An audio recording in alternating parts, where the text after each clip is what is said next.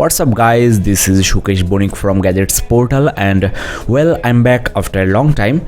Today I have with me the Motorola Moto E second generation, and as you know, the first generation was a grand success in India and also across the world for its great pricing and rich look and feel. Here are some quick specs. I'll talk about this throughout this review, so let's move on. One thing I should mention here, this is the 3G model, not the 4G LTE available in some other countries. You have got SD card support and I have the white version. There is also a black one, and the price of this model in India is 6,999, that is around 120 USD, and the 4G model is retailing at around 150 USD in the US. Here is my new knife for unboxing, so let's start the unboxing and check the device myself. There you go, the new Motorola Moto E 2015 version, and the overall design principle is almost same as its predecessor. I have the Moto E first generation as well, which is actually broken. Before I show you the exterior design, let's first check the box content. First of all, I get the headset, which is exactly same as the one I got with the Moto E first generation, and it's not in-ear type as you can see. The build quality is good and the clarity is also not bad, but the bass and volume is not exceptional. The 3.5mm jack is not gold plated, and there you get the microphone hole and also a push button for answering and rejecting calls. The next accessory you get is the charging adapter, which is very compact like the iPhone charger, and the cable is attached to the adapter, and I don't think you get a separate data cable, so you might have to buy one. This is the user guide, and you also get one in Hindi. There are a few more, actually 3 more. First one is for safety, and this is the Hindi version. This is for the warranty information. As I said before, there is no data cable inside. Well, let's get rid of these things here and give you a quick walkthrough of the handset.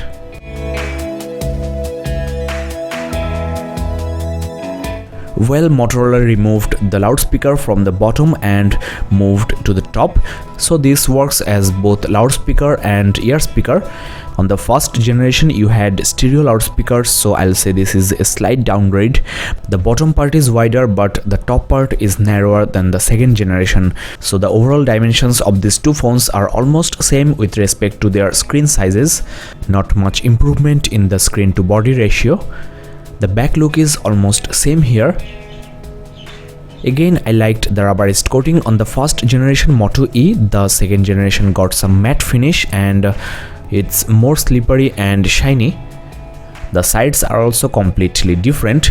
You get a textured bezel which is removable, and this might help you get a better grip of the phone. You can buy different colored bezels of your choice for around $20. Well, now let me give you a quick tour of the exterior design. First of all, you get a 4.5 inches LCD IPS display with QHD, that is 960 by 540 pixels resolution at decent 245 ppi. There is no key on the frame because you got them on the screen, and at the top there is a prominent silver strip which is for ear speaker and also for the loudspeaker. Moto E2 sports both proximity and ambient light sensors, and this time Motorola included a VGA front-facing camera which wasn't available on the first generation. There is no LED notification light because this is an active screen. I'll give you a demo of that in the later part of this review. At the back you get a 5 megapixel autofocus camera with HD, that is 720p recording, and there is no LED flash. You get a secondary microphone for noise cancellation. Motorola logo is here as usual, and this is the headphone port at the top middle position, and this is the micro USB port. There is nothing on the right side of the phone, and at the left there you get the textured power key and also the volume key, which is interestingly not textured so that you don't get confused in dark. The maximum thickness of the phone is 12.3mm, and this weighs 145 gram, which is on the heavier side. I don't know whether you can see the texture or not, but there is texture all around the phone, and the handling of this phone is quite good actually. The 4.5 inches display is easily accessible with the thumb, and I don't mind the extra weight and thickness. The overall look and feel of the phone is quite premium for its price. Let's now remove the bezel. There should be some kind of groove. Here it is. This bezel is quite flexible and might give good protection against water and dust, though there is no IP certification. This strip here contains your IMEI number, which you can remove with a tweezer. It's nicely hidden here, so no one can see without your consent.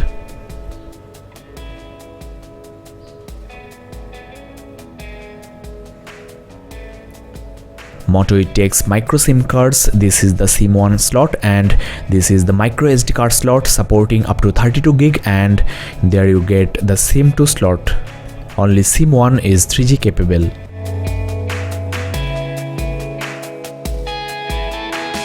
Well, now let's switch on the device, show you the display quality and of course the new Android Lollipop interface.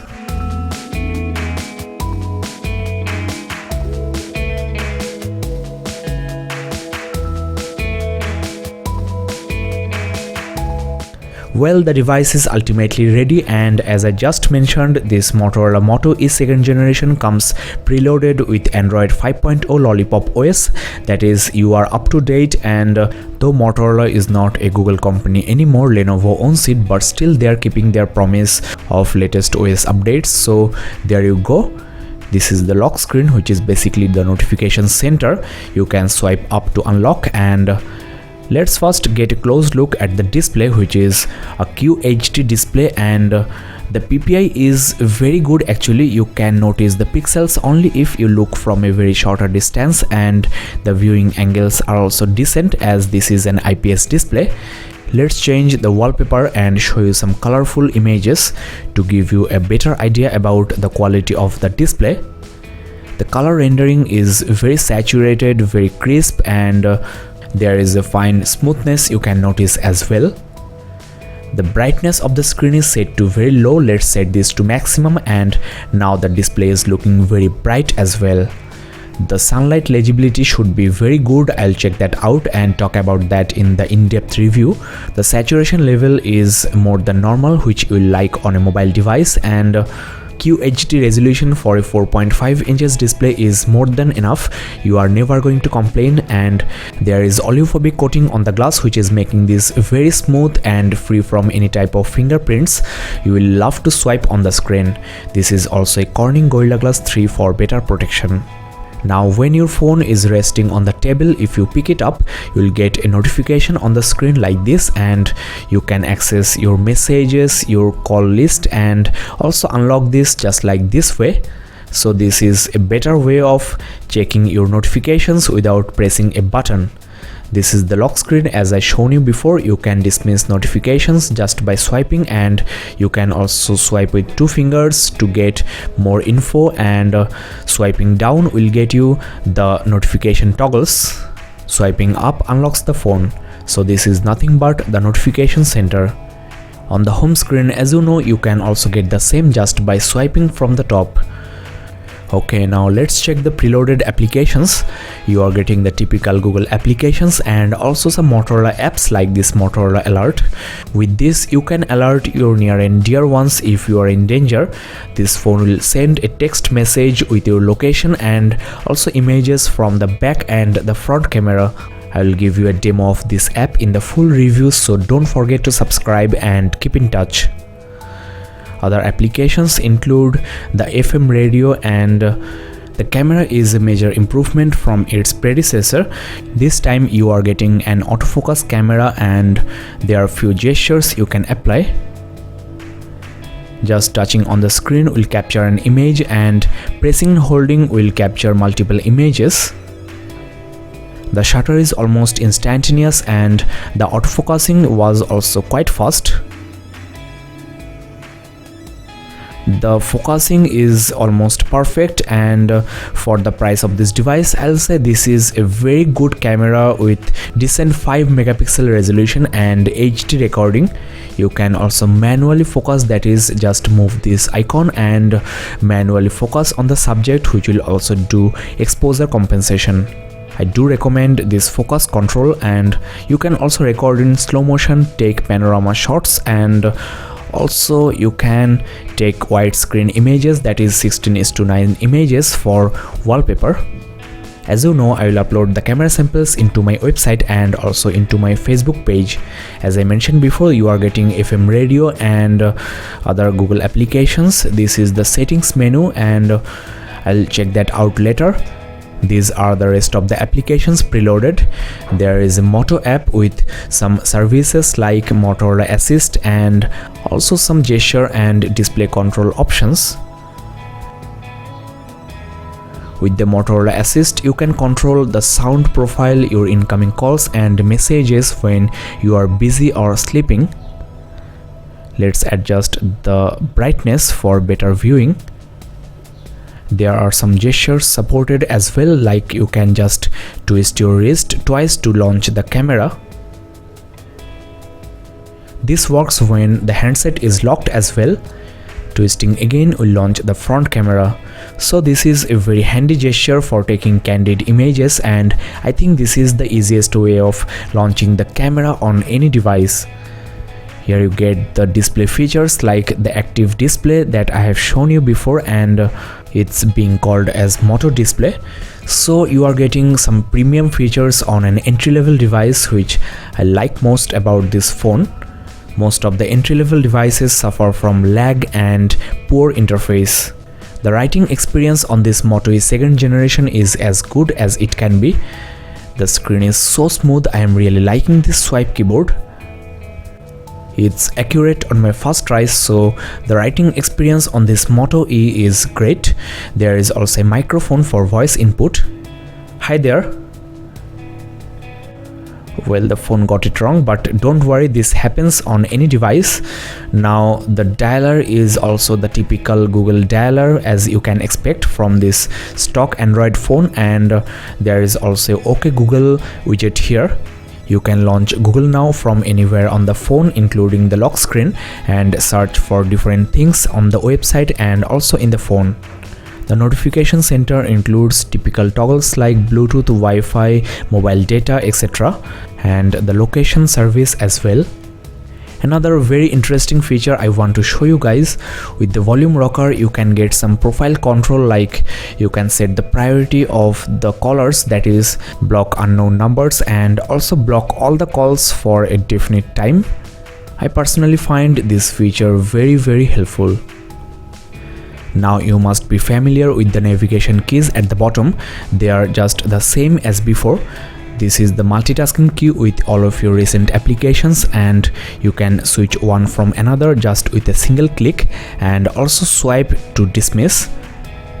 To save RAM and battery, you should clear all of your recent applications frequently. Now guys, let's check the RAM and storage on the phone out of the box.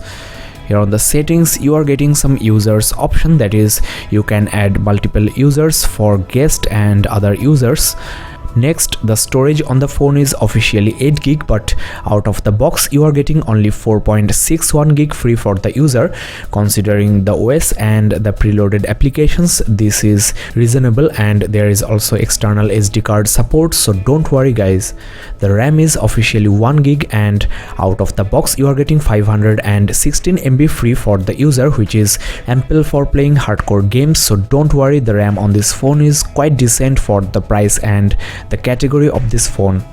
I'll do a gaming review very soon and also check the overall performance of this phone, so keep in touch, don't forget to subscribe. And next, I also want to talk about the battery, which is inbuilt and of 2390 mAh, which is exceptionally good for an entry-level device with stock Android and 4.5 inches display size. From here you can also control which information Motorola can collect from you. Last but not the least, I also want to show you the exact OS version, which is 5.0.2, that is Lollipop, and this is out of the box. So with the Moto E 2nd generation, you can enjoy the most advanced Android OS that has been developed till now, which is still out of reach of most of the devices out there. You can press and hold the home key and swipe up to launch the Google Now as well. The overall speed of the user interface is extremely fast. There wasn't any single lag or hiccup I have experienced, and this should be the deciding factor for getting this Motorola Moto E, because most of the entry-level devices become very laggy after a few months of uses. But Motorola devices are made with very premium hardware, and it's highly optimized for the Android OS as well, which is very important. Most of the entry-level devices offer higher frequency, bigger screen, but lack the compatibility, and that's why becomes very laggy. If your budget is low and want a smooth device without any issue, then go for this Motorola Moto E 2nd generation. The processor on the phone is also not bad. It's 1.2 GHz quad-core Cortex A7, and the GPU is also Adreno 305, which is capable of handling most of the hardcore games. The camera and the dialer can also be launched from the lock screen as well. Well guys, that's all in this unboxing and hands-on review. I hope that you have found this very helpful. The full review is on the way, where I'll talk about the real performance of the phone and also show you some tips and tricks. So don't forget to subscribe and keep in touch. You can also check my Facebook page, facebook.com/gadgetsportal, for the camera samples, and also my website gadgetsportal.in for the written review. The exclusive gaming channel is at youtube.com/gadgetsportalplay. So that's all in this review guys. Thanks for watching, keep in touch, and don't forget to subscribe.